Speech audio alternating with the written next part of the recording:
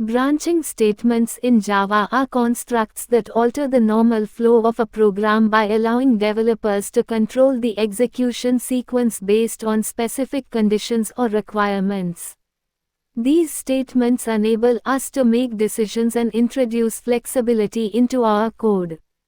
There are two primary branching statements in Java.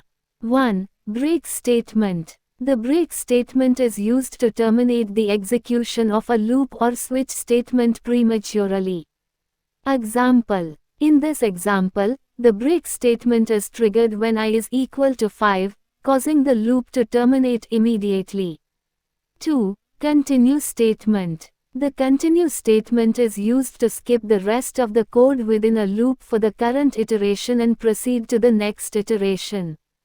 Example. Here, when I is equal to 5, the continue statement skips the remaining code within the loop for that iteration and moves on to the next iteration.